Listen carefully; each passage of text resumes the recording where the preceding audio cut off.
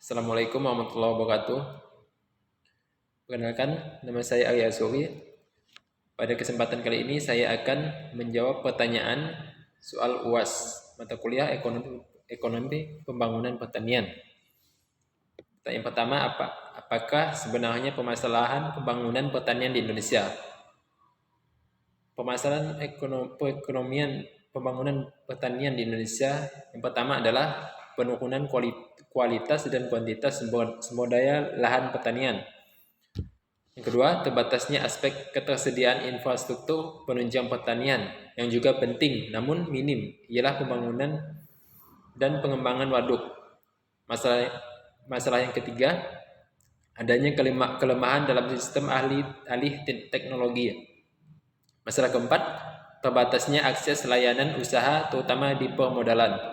Yang kelima, masih panjangnya mata rantai tata niaga pertanian sehingga menyebabkan petani tidak dapat menikmati harga yang lebih baik karena pedagang telah mengambil untung terlalu besar dari hasil penjualan.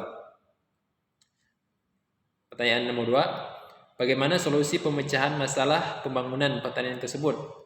Pertama, luasan lahan pertanian produktif perlu dipertahankan dan dijaga dari derasnya upaya konversi. Yang kedua, produktivitas pertanian perlu ditingkatkan sehingga mampu menjadi sektor menggiurkan. Ketiga, perilaku petani perlu diarahkan agar tercipta pertanian yang minim pencemaran. Yang keempat, diversifikasi bahan pangan dan budaya, memanfaatkan produk pangan lokal perlu digalakkan kembali. Selanjutnya, pertanyaan nomor 3. Seperti apa kondisi pembangunan pertanian di Indonesia akibat pandemi COVID-19? Krisis pangan terjadi di Indonesia pada masa pandemi saat ini. Banyak upaya dilakukan berbagai pihak untuk mengantisipasinya. Masyarakat mulai melakukan penghematan dan menanam bahan pangan lokal. Gerakan beli hasil tanaman pangan petani lokal juga digencarkan. Titik permasalahan saat ini misalnya pangan, yang merupakan penjamin kehidupan, sedangkan lingkungan merupakan penjamin keberlanjutan ke lingkungan ekologis. Nah, ini merupakan dua hal yang harus dihadirkan bersama. Dalam kondisi pandemi COVID-19, tantangan semakin berat dalam menghadirkan keduanya sekaligus. Nah, kondisi ini merupakan suatu peringatan agar segera dilakukan langkah-langkah konkret dalam rangka menguatkan daya dukung lingkungan. Selanjutnya, pertanyaan yang nomor 4. Kebijakan apa yang sebaiknya dilakukan oleh pemerintah untuk menangani masalah pertanian akibat pandemik? Nah, di sini kebijakan yang bisa dilaksanakan pemerintah itu ada 6. Yang pertama adalah tetap bekerja dengan semangat mewujudkan kemandirian pangan, mengharuskan seluruh pekerja dalam bidang pertanian saling berkontribusi dalam pekerjaan masing-masing antara penyuluhan dengan petani. Kedua, meningkatkan produksi nasional berbasis pertanian rakyat dan keberpihakan pada petani kecil. Keadaan seperti menjadikan momentum reformasi sektor pangan yang dituntut untuk memenuhi kebutuhan nasional.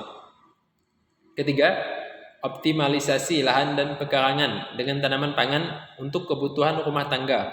Masyarakat untuk saat ini diharuskan untuk memanfaatkan lahan sekitar dalam memenuhi sebagian pemenuhan kebutuhan. Keempat, mematahkan daerah rawan pangan dan alokasi kebutuhan pangan secara tepat. Mengalokasikan rakyat yang berada di daerah yang sulit akan terpenuhnya kebutuhan, sehingga adanya bantuan yang diberikan oleh pemerintah akan mudah bagi rakyat kecil.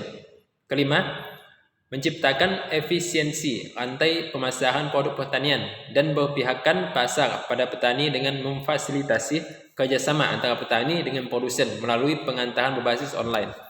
Selanjutnya, kebijakan yang terakhir yaitu kebijakan ke-6, yakni menjaga petani tetap sehat, sejahtera, dan semangat agar tetap terus berproduksi karena petani merupakan pelaku utama dalam pembangunan pertanian yang dapat memenuhi kebutuhan pangan sehingga dapat mewujudkan ketahanan pangan nasional. Sekian jawaban dari saya atas pertanyaan dari soal-soal UAS mata kuliah ekonomi pembangunan pertanian. Terima kasih atas perhatiannya. Assalamualaikum warahmatullahi wabarakatuh.